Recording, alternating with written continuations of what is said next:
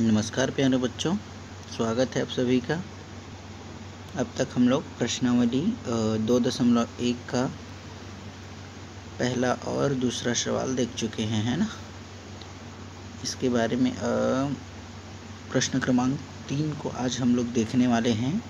इसके बारे में मैं आप लोगों को पहले ही बता चुका हूँ अच्छे से, ठीक है।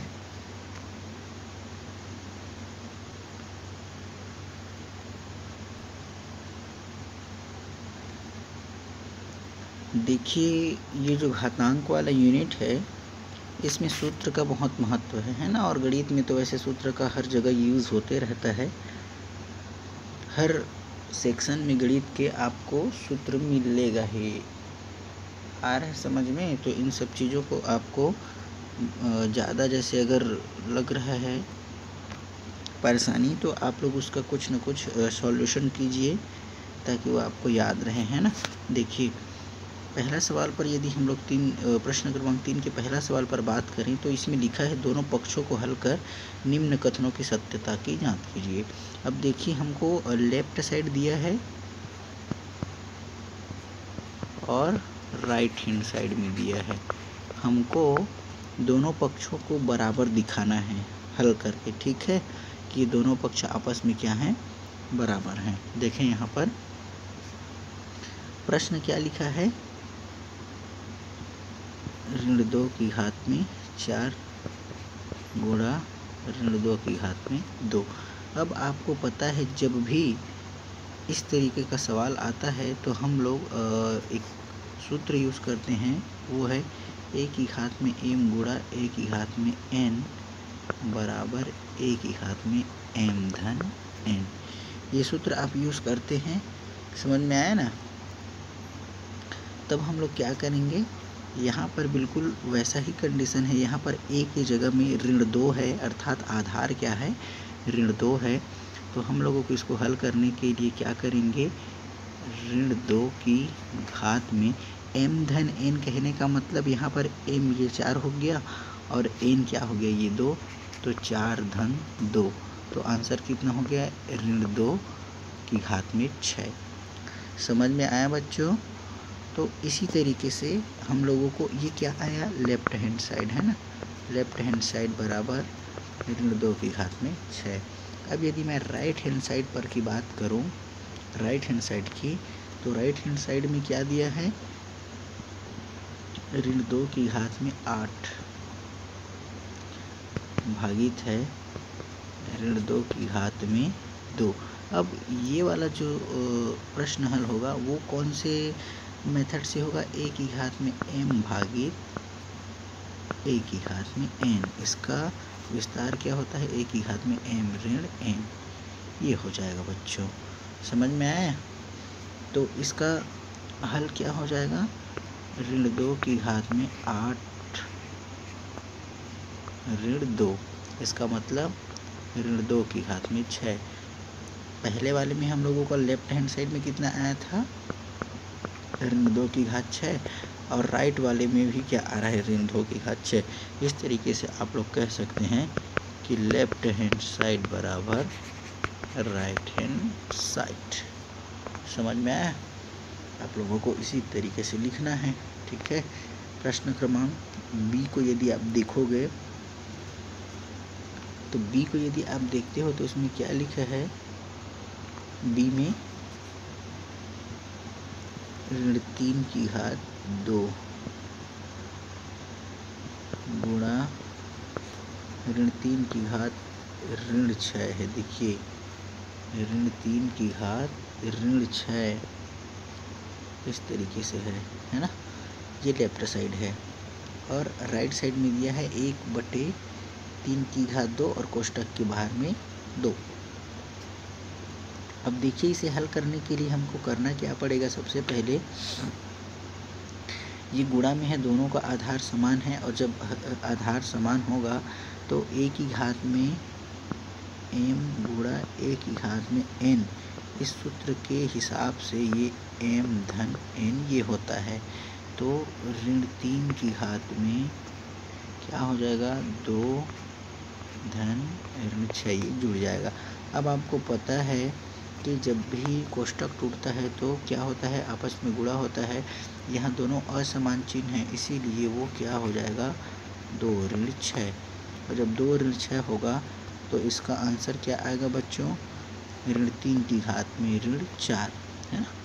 अब ये आपको बार बार बताने वाली बात नहीं है कि फिर एक प्लस एक माइनस है तो घटेगा, उसके बाद बड़े वाली संख्या का चिन्ह आएगा, ये सब बार बार बताने वाली बात नहीं है, है ना। एक बार आप लोगों को समझ में आ गया अच्छे से तो आपको इन सब चीज़ों को समझना है अच्छे से। अब आपको पता है, एक सूत्र पढ़े हैं आप कि यदि a की घात में ऋण m है तो हम उसको लिख सकते हैं 1/a की घात में, क्या लिख सकते हैं, 1/a की घात में m, इस तरीके से लिख सकते हैं। इसका मतलब क्या है, हम ऋण 3 को क्या लिख सकते हैं, 1/ऋण 3 की घात में 4, इस तरीके से लिख सकते हैं बच्चों, ठीक है। क्या लिख सकते हैं, इसको मैं मिटा रहा हूँ, 1/ऋण 3 की घात में 4, ठीक है। इसी तरीके से हम लोग इसको लिख सकते हैं। अब देखिए यहाँ पर यदि आप लोग हल करोगे, अब इसके आगे यदि हल करोगे इस ऋण वाले को तो क्या हो जाता है, 1/ऋण 3 गुणा में यदि आप करोगे और आप एक सूत्र पढ़े हैं, याद कीजिए, -1 के पावर में यदि सम नंबर है तो आंसर धनात्मक हो जाता है और ये 1 आ जाता है। बिल्कुल उसी के नियम से 1/3 की घात क्या हो जाएगा, 4 हो जाएगा बच्चों, हल होकर टोटल, ठीक है। और राइट साइड में आपका क्या दिया है, 1 की घात 3, ये इस तरीके से। और आपको ये वाला नियम पता है कि a की पावर में यदि m है और बाहर में यदि n है तो क्या हो जाता है, a की पावर में m गुणा n, तो ये क्या हो जाएगा, 2 दूनी 4, तो क्या हो जाएगा आंसर 1 के पावर में ये। तो ये देखिए, ये वाला मान और ये वाला मान क्या है, आपस में बराबर हो गया। तो इस तरीके से ये जो दोनों साइड आपस में क्या हो गए, बराबर हो गए। अब प्रश्न क्रमांक 3 जो है, उस प्रश्न पर आप उस प्रश्न को बना के देखिए, अगर समझ में न आए तो पूछिए। जैसे प्रश्न क्रमांक 3, इसमें क्या दिया है, ऋण 7 की घात में 32 भागित ऋण 7 की घात में 32। अब आपको पता है जब भी भाग वाला सिंबल आता है ना, तो उसमें क्या हो जाता है, घात जो रहता है आपस में घट जाता है। जैसे इसका हल का यदि मैं आपको हिंट दे दूं तो इसमें कौन सा सूत्र यूज होगा, a की घात में m भागित a की घात में n बराबर a की घात में m ऋण n, इस तरीके से। तो ऋण 7 की घात में 32 ऋण 32 तो बराबर ऋण 7 की घात में कितना हो गया, 0। अब आप एक सूत्र पढ़ें, a की घात में 0 बराबर 1, तो ऋण 7 की घात में 0 बराबर 1। देखिए आपके राइट साइड में 1 लाया है, यही इसका हल होगा बच्चों, ठीक है। अब यदि हम लोग इसके अगले प्रश्नावली पर बात करें, प्रश्नावली 2.2 पर, तो प्रश्नावली 2.2 जो है वो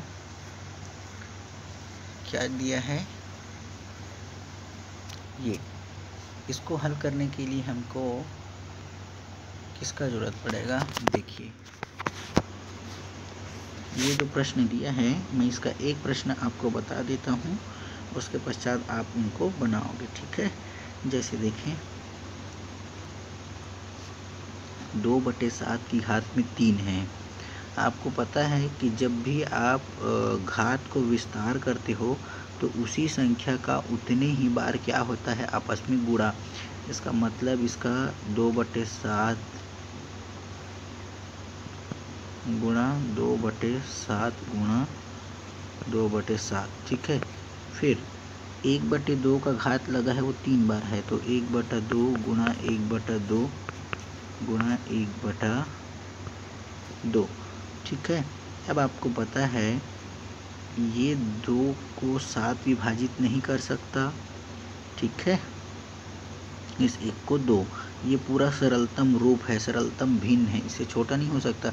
लेकिन ये जो 2 है ये वाला, इस 2 को कैंसिल कर सकता है ना, तो 2 एकम 2 इस तरीके से। फिर ये 2 एकम 2, वो 1 हो गया, ये भी 1 हो गया, और 2 एकम 2। इस तरीके से आप देखेंगे 1/7 गुणा 1/7 गुणा 1/7, ठीक है।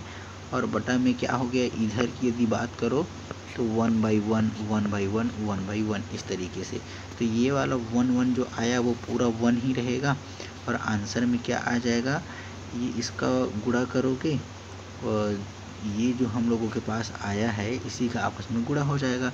तो 1/7 इंटू 1/7 का करोगे तो आ जाएगा 149 इंटू 1/फिर 7 करोगे तो आएगा 243। 1/243 आप करके देख सकते हैं। 7 × 63 की 3 हासिल 6 और 7 चौक 28 और 6 कितना हो जाएगा, 28। 7 × 63, अच्छा ये इसको रहेंगे, 7 × 63 की 3 हासिल 6 हो गया, और 7 चौक 28, 28 और 6 हो गया 32, सॉरी 28 और 6 34 हो गया 343।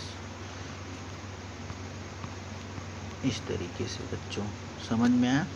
तो आप लोगों का आंसर कितना आ जाएगा, 1/343। और इसी तरीके से आपको